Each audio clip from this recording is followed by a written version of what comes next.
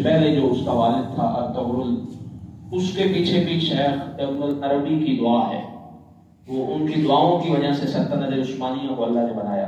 جو ان کی جو سٹوری ہے، کہانی ہے، وہ ان کے والد گرامی حضور غوث العظم رضی اللہ تعالیٰ عنہ کے زمانہ کے تھے، جن کا نام شیخ عربی تھا۔ تو ان کو اولاد نہیں ہوتی تھی،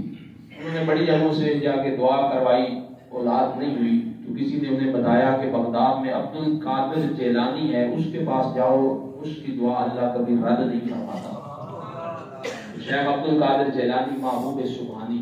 ان کے پاس آپ آئے، حضور غوث العظم کے پاس دعا کی، کہا جناب میری اولاد نہیں ہے، تو بڑی دور دراز سے آیا ہوں، بڑی جگہوں پہ گیا ہوں، مجھے کہیں سے میری مراد پوری نہیں ہوئی، دعا کریں اللہ آپ کے در سے میری مراد پوری فرما دے۔ حضور غوث العظم کے در سے مراد پوری ہو جاتی ہے، اسی یقین کے ساتھ میں اور آپ بیٹھے ہیں، پوری پھر ہو جاتی ہے۔ تو آپ نے نگاہ جھکائی، دعا کی، اس کے بعد آپ نے نگاہ اٹھا کے کہا کہ اے شیخ صاحب، دور دراز کا آپ نے سفر کیا، لیکن میں لوح محفوظ تک گیا ہوں، آپ کی تقدیر میں اولاد ہے ہی نہیں، لکھی ہوئی نہیں ہے، میں نے تقدیر دیکھ لی، آپ کی لوح محفوظ دیکھ لی ہے۔ وہ بھی آگے ابن العربی تھے اور شیخ عربی تھے، بڑے بزرگ تھے، انہوں نے کہا حضرت جی اگر میرے نصیب میں ہوتی تو مجھے گھر بیٹھے مل جاتی، میری تقدیر میں لکھی ہوتی تو گھر بیٹھے مجھے مل جاتی، نہیں ہے تو مجھے آپ لے کے دینا، آیا جو آپ کے پاس ہوں تو اس لیے آیا ہوں کہ مجھے لے کے دیں۔ آپ کو عبد القادر پھر کون کہے گا، آپ کو غوث العظم کون کہے گا، آپ پھر جلال میں آ گئے، حضور غوث الثقلین پھر جلال میں آئے، آپ فرمانے لگے اچھا پھر جلدی کریں، دیر نہ لگائیں، جلدی سے اٹھ کے اپنی پشت میری پشت کے ساتھ لگائیں، اٹھ کے آئیں اپنی پشت میری پشت کے ساتھ لگائیں۔ شیخ عربی نے حضور غوث العظم رضی اللہ تعالیٰ عنہ محبوب سبحانی کی پشت کے ساتھ اپنی پشت لگائی، تو آپ نے فرمایا تمہیں مبارک ہو، میرا ایک بیٹا بچ گیا تھا جو مجھے ملنا تھا، اب وہ بیٹا میں نے تمہیں دے دیا ہے، اب وہ بیٹا اللہ تمہیں دے گا، ہے تھا میرے مقدر، میرے نصیب میں تھا، میری تقدیر میں تھا، لیکن چونکہ آپ نے جملہ بڑا بول دیا کہ آپ کو غوث العظم اور عبد القادر کون کہے گا، محبوب سبحانی کون کہے گا، تو جاؤ میں نے تمہیں اپنا بیٹا دے دیا ہے۔ تو حکمی طور پہ جو شیخ محی الدین ابن العربی ہیں وہ حضور غوث العظم کے بیٹے، 9 ماہ کے بعد اللہ نے بیٹا دیا، جن کا نام انہوں نے پھر محی الدین آپ کے نام پہ رکھا، آپ کا لقب ہے نا محی الدین، اس پہ انہوں نے نام رکھا محی الدین ابن العربی، پھر ان کا لقب بڑا مشہور ہوا۔ تو یہ اتنے بڑے عالم بنے، علامہ فہامہ، شیخ القرآن شیخ الحدیث بنے، تو قرآن و حدیث کی تفسیر بھی انہوں نے کی ہے، یہ آکسفورڈ میں ان کی کتابیں آج بھی پڑھی ہیں، ہمارے چونکہ ہم مطالعہ نہیں کرتے، ہمارے بچوں کے پاس ٹائم نہیں ہے، لیکن غیروں نے ان کی کتابیں پڑھ کے بڑا مقام حاصل کیا، انہوں نے ہر طرح کی کتابیں لکھی ہیں، بڑا نام تھا، کیونکہ اتنا بڑا نام کیوں نہ ہو، عطا جو حضور غوث العظم کی ہے، حکمی طور پہ بیٹے جو ان کے، تو یہ ایک دن سورہ یوسف کی تفسیر لکھ رہے تھے، تو سورہ یوسف کی تفسیر میں آپ کو پتا ہے جب حضرت یوسف علیہ السلام کو بند کمروں میں 7 کمرے ہیں، ہر کمرے میں تالا لگا کے آخری کمرے میں لے گئی، وہ کمرے سے آگے کمرہ 7ویں کمرے میں جب لے گئی تو اللہ کریم کا قرآن ہے، وہ اس نے جا کے وہاں کہا وَحَمَّتْ بِهِ وَحَمَّا بِهَا لَوْلَا أَن رَأَىٰ بُرْهَانَ رَبِّهِ، قرآن پاک میں ہے کہ اس عورت نے ارادہ کر دیا تھا، وَحَمَّا بِهَا، یوسف بھی ارادہ کر رہے تھے، لیکن لولا ان رأى برهان ربی، یوسف نے اللہ کی دلیل دیکھ لی، اللہ کی دلیل دیکھ لی۔ اب یہاں پہ مفسرین کرام جب وہ یہاں پہنچے تو انہیں پھر یہ اس بات پہ تفسیر لکھنے کے لیے بھی میں کیا لکھوں، انہوں نے کیا دلیل دیکھی تھی اللہ کی، اس کی تفسیر کیا لکھوں، تو ابن العربی نے جب یہ سوچا اور مختلف تفسیریں اٹھائیں تو کسی نے یہ لکھا ہوا تھا کہ جبریل امین سامنے کھڑے تھے، جبریل امین سامنے حضرت یوسف علیہ السلام کے سامنے کھڑے تھے اور کہا کہ اے یوسف اللہ نے آپ کو نبی بنایا ہے، نبوت کی چادر پہ داغ نہیں لگنے دینا۔ کسی نے یہ لکھا اور کسی نے یہ لکھا کہ حضرت جناب یعقوب علیہ السلام آپ کے والد گرامی آ گئے تھے اور انہوں نے اپنی انگلی منہ میں دبائی تھی اور کہا بیٹا یہ کام نہ کرنا، ہم نبی ہیں اور نبیوں کے یہ کام نہیں ہوتے۔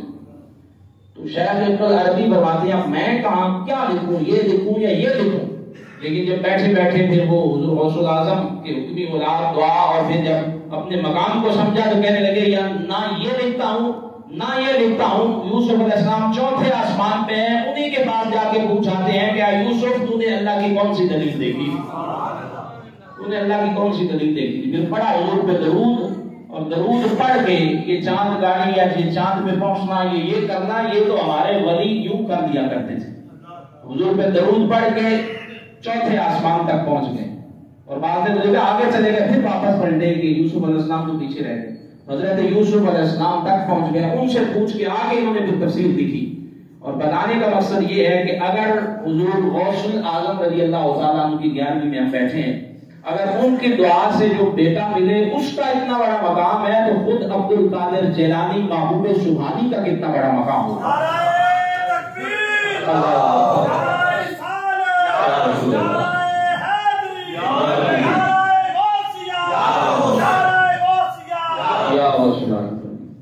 اس لیے ہم کہتے ہیں 11ویں والا پیر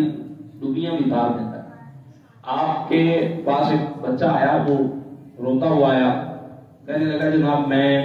رات خواب دیکھا ہے، میں نے اپنے والد کو جہنم کی آگ میں دیکھا ہے، مہربانی کریں۔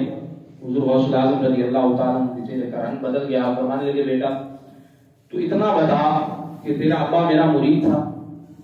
تیرا ابا میرا مرید تھا؟ تو کہا یہ تو مجھے نہیں یاد، کہا چلو اتنا بتا دے کہ کبھی ہماری محفل میں آ کے بیٹھا تھا؟ کہا حضور مجھے یہ بھی نہیں یاد۔ آپ نے فرمایا چل یار اتنا بتا دے کبھی میرے مدرسے کے سامنے سے گزرا تھا؟ کبھی میرے مدرسے کے سامنے سے گزرا تھا؟ کہا ہاں بابا جی حضور یہ مجھے یاد ہے، میں چھوٹا سا تھا، میری انگلی پکڑ کے ہمیں بازار میں کام تھا، ہم آپ کے مدرسے کے سامنے سے گزرے تھے، میں صاحب تھا۔ آپ فرمانے لگے پھر بیٹا جا کل آنا، آج چلا جا کل آنا۔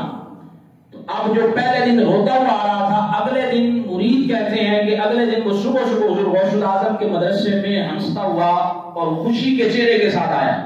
وہ پوچھا بھی کل روتے ہوئے آ رہے تھے، آج ہنستے ہوئے کیوں آ رہے ہو؟ کہا ہنستا ہوا کیوں نہ ہوں، رات خواب جس باپ کو میں نے جہنم میں جلتے دیکھا ہے، آج کی رات جو گزر گئی اس رات میں نے اسی باپ کو جنت کے باغوں میں ٹہلتے ہوئے دیکھا ہے،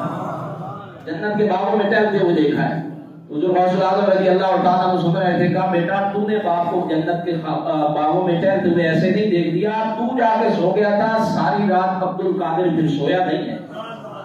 تیرے باپ کی بخشش کروا کے ہی رہا ہے، ساری رات میں مصلی پہ بیٹھ کے روتا رہا ہوں کہ یا اللہ تیرے عبد القادر کے مدرسے کے سامنے سے گزرا ہے، مہربانی فرما تیرے عبد القادر کے مدرسے کے سامنے سے گزرا ہے۔ اس لیے آپ فرماتے ہیں کہ مریدی لا تخف، اے میرے مرید خوف نہ کرنا، تیرا غوث تیرے ساتھ ہے۔ آپ فرماتے ہیں میں جہنم کے گیٹ کیپر تک پہنچ گیا، داروغہ جہنم کے پاس پہنچ گیا، حضور غوث الاعظم رضی اللہ تعالیٰ عنہ کا مقام دیکھی، اور وہاں جا کے پوچھا جہنم کے گیٹ کیپر داروغہ جہنم سے